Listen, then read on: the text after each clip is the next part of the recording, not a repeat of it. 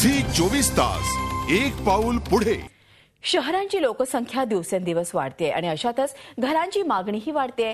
परिणामी घरांच्या किमती गगनाला भिडल्यात। त्यामुळे आता घरांची समस्या सोडवण्यासाठी सरकारने प्रयत्न सुरू केलेत। त्यासाठी FSI वाढवून देण्याची तयारी सुरू केली आहे। घरांची समस्या सोडवण्याची तयारी, FSI वाढवण्याचे सरकारचे प्रयत्न, राज्यांशी चर्चा सुरू। सर्वसामान्यांच्या घराची समस्या दूर करण्यासाठी सरकारने गंभीर पावलं उचलण्यास सुरुवात केली आहे। वाढत्या लोकसंख्येमुळे सर्वसामान्यांना घराचं स्वप्न पूर्ण करणं कठीण झालंय। अशातच सरकारने FSI अर्थात फ्लोर स्पेस इंडेक्स वाढवण्याची तयारी सुरू केली आहे। निवारा आणि गरिबी निर्मूलन मंत्री अजय माकन यांनी पत्र पाठवून FSI वाढवण्याचे निर्देश राज्य सरकारांना दिलेत। त्यामुळे इमारतींच्या मजल्यांची संख्या वाढणार आहे।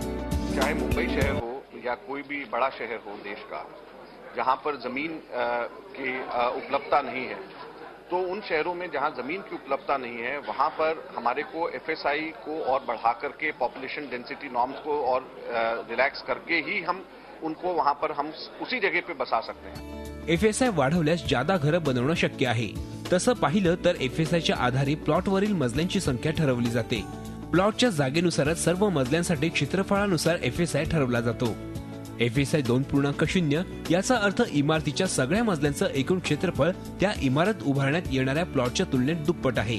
FSI वाढवल्यानं इमारतीच्या मजल्यांची संख्या वाढते। सरकार सोबतच उद्योग जगतही FSI वाढवण्याच्या बाजूने आहे। वाढत्या लोकसंख्येच्या पार्श्वभूमीवर मजल्यांची संख्या वाढवून घराची समस्या सोडवणं शक्य असल्याचं त्यांना वाटतंय।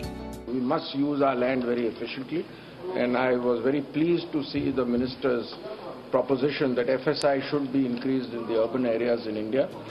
शहरांतल्या घराच्या वाढत्या समस्या सोडवण्यासाठी मजल्यांची संख्या वाढवणं हाच एकमेव उपाय असल्याचं सरकारला वाटतंय।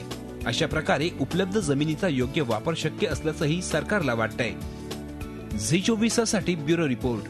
झी 24 तास एक पाऊल पुढे।